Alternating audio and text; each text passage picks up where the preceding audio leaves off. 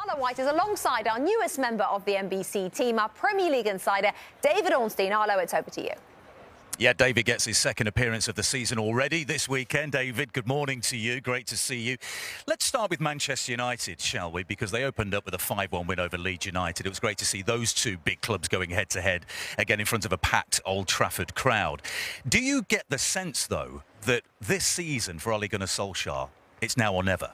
Arlo, morning. I think that Manchester United yesterday laid down a marker, and I do think it is now or never for Ole Gunnar Solskjaer, because if you think of the top Premier League managers, the likes of Pep Guardiola, Jurgen Klopp, and managers of that ilk, they've probably got a bit longer credit in the bank. Thomas Tuchel as well at Chelsea, who we'll come on to talk about.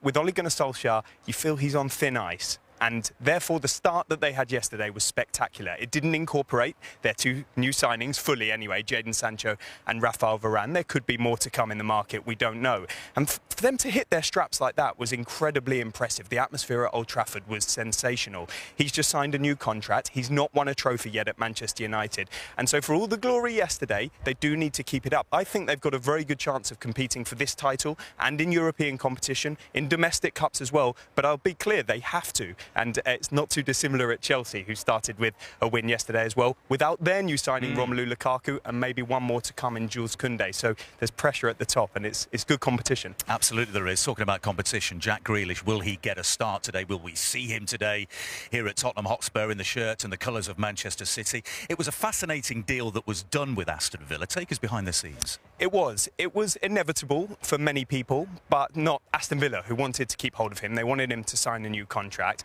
They threw a lot of money at him to do so, but ultimately he had a chance to join one of the top clubs in the world, to play Champions League football. Villa were sympathetic to that, but only if their demands were met. Now, that was a £100 million release clause that they were reluctant to accept even when it came in. Manchester City were not allowed to know about it. That's the nature of the beast with the English Premier League release clauses. But Jack Grealish had his eye on it. He was ultimate professional to the last minute until Villa sanctioned his release.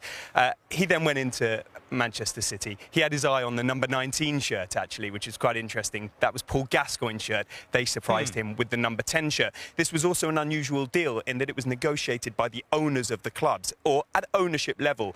Khaldoon Al-Mubarak for Manchester City and Nassef Suarez of Aston Villa. And so that put a different dynamic to this. It showed we were dealing in world record territory. Manchester City got their man, Aston Villa got their money, and Jack Grealish got his move. I think all football fans would love to see him out here on this pristine pitch later on today. Yes, let's hope so. What an exciting player.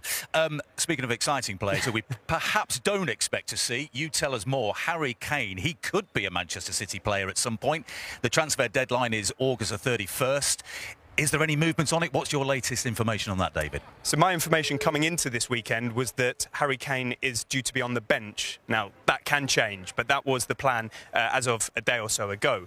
There's been no movement on this proposed transfer. As we said the other night on NBC, Manchester City want to sign him. He would like to go there. Tottenham don't want to lose him. As far as I know it, there's no talks between the club that are active at the moment. That could change at any moment. This is complicated. Manchester City, as I've said, will not want to pay more than £100 million, plus maybe 20, 30 million extra in contingencies. Daniel Levy will want a hell of a lot more than that. Talk of 150, 160 million, but he's never said that. He may want even more. He may just simply say he's not for sale. And if I was a betting man, I would say he's probably going to stay. Another complication is that if Manchester City are going to let him go, they need to sell some players. And as things stand, they've got no concrete offers for any of their players. So, yes, this will go down to the wire. It'll be interesting to see the reception for Kane today. I'm sure he'll be here, whether he's involved or not. And there will be huge speculation on it. It's not going away anytime soon. But I get the sense that Tottenham think that Harry Kane is going to be their player come the end of the transfer window. And the transfer window, it doesn't close until 2 weeks on Tuesday, which is an age in terms of movement in these sort of transfers. David, thank you very much indeed, our Premier League insider.